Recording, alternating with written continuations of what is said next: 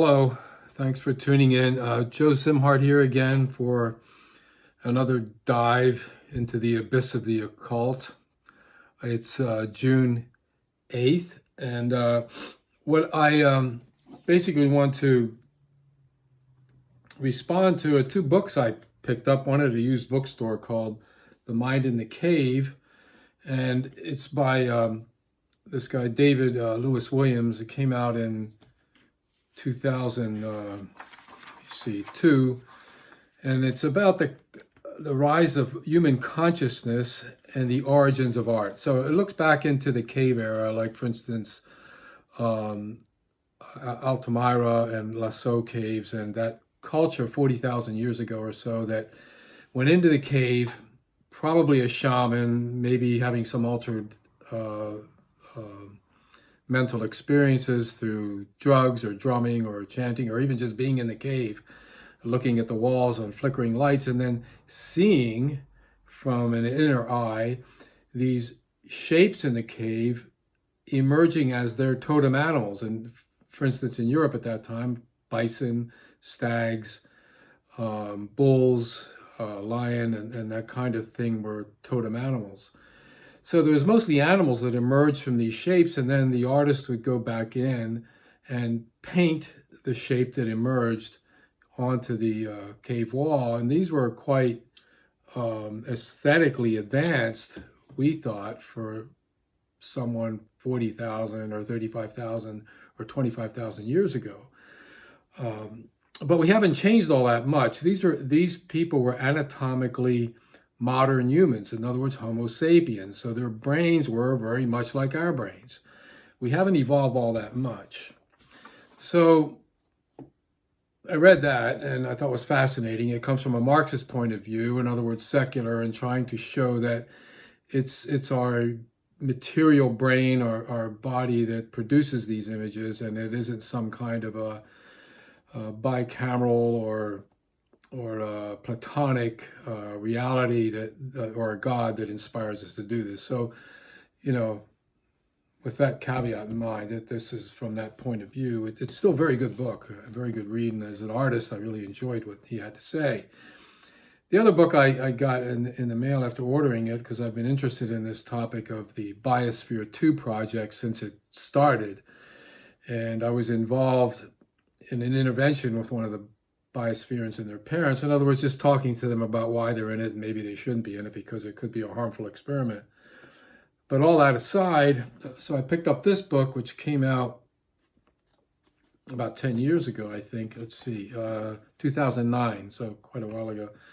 But it's a very good deep dive into the personalities and the background and the whole grounding of what exactly this Biosphere 2 experiment was, which, if you don't know, it's in Oracle, Arizona. It looks like a giant greenhouse, a biosphere, acres big, which was built and launched. 8 biospheres went into this hermetically sealed environment with 5 or 6 climate zones, like a rainforest, an ocean area with corals, desert area, a farming area, and so forth, and plus all the tubes and wires and everything to make this a scientific experiment. It was supposedly hermetically sealed, and they were going to see if humans with this kind of approach could live on Mars. That was the goal. The thing that wasn't talked about very much, which is talked about in this book by Rebecca Reider, she points out that the founder of the Biosphere culture was the leader of Synergia commune, which is in New Mexico, which I knew quite a bit about when I lived there. And I met some of those people. Johnny Dolphin Allen, he believed in the philosophy of Vernadsky and others.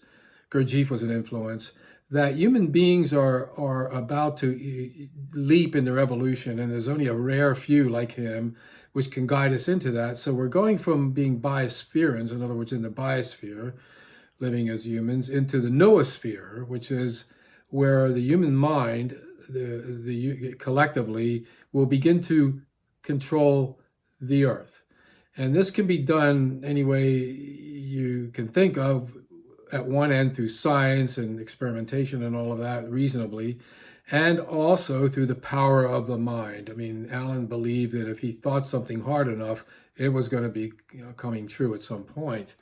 And he taught like that in a dictatorial fashion, and was quite an asshole by some standards, including this book brings out what a wacko he was at times.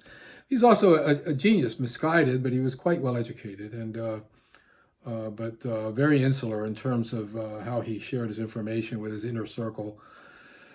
So what I was looking at is where does all this come from? Why do we think this way? And somehow I was looking at how people think magically, like the occultists like to say that there's something as above, so below. In other words, the astrologer will say in the heavens,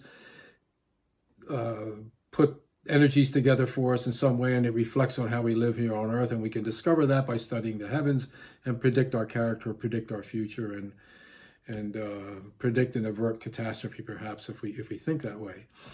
Well, a lot of this kind of thinking, like the Biosphere 2, the small Earth in a bottle compared to the big Earth, as above, so below, and the mind of the shaman in the cave 25 or 40,000 years ago, envisioning the cave talking to them with these symbols, and then they paint the symbols on to the cave wall.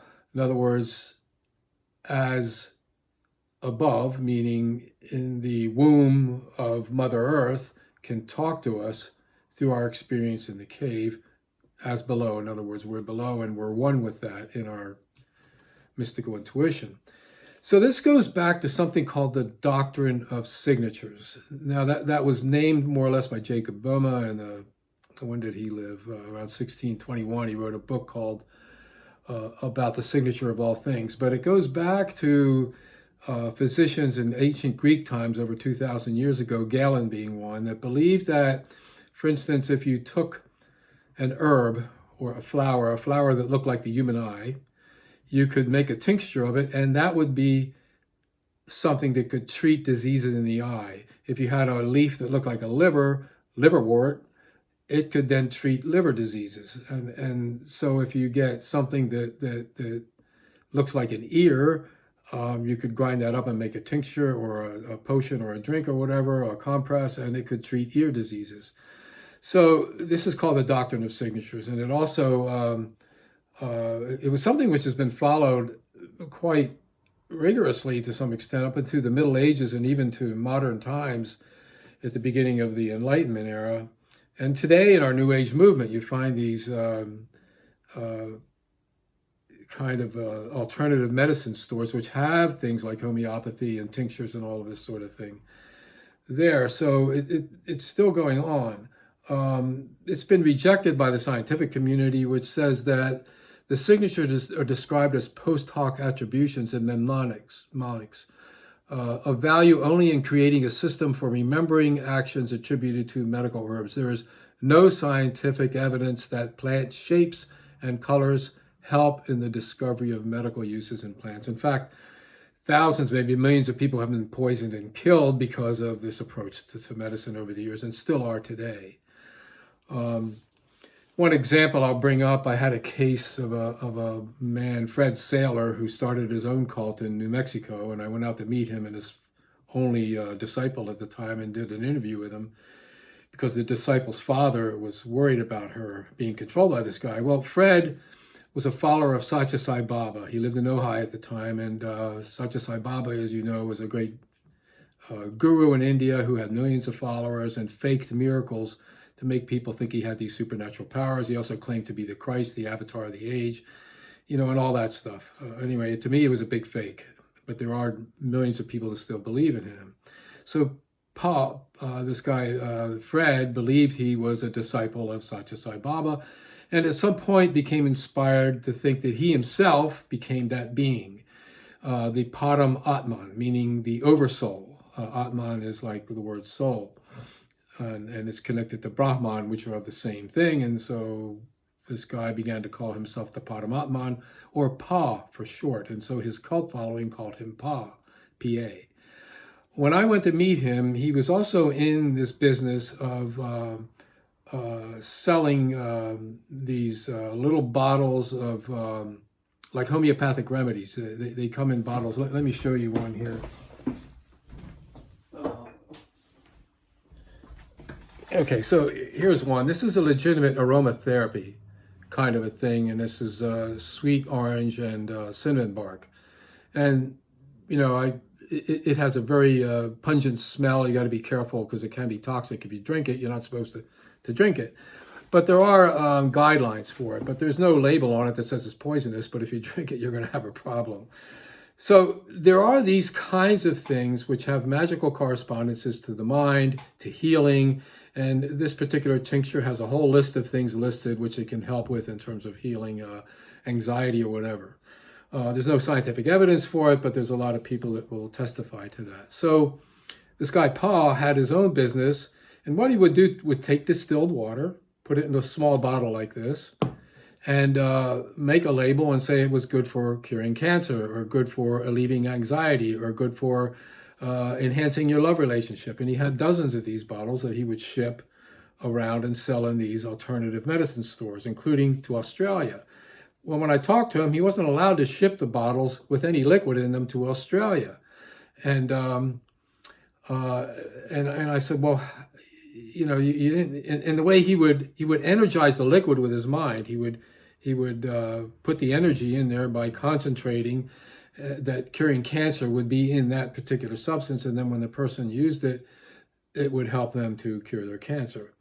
So what happened in Australia is he got his people down there to put distilled water in these things and then slap a label on it. And I said, well, you know, you weren't able to energize the water. How did that happen?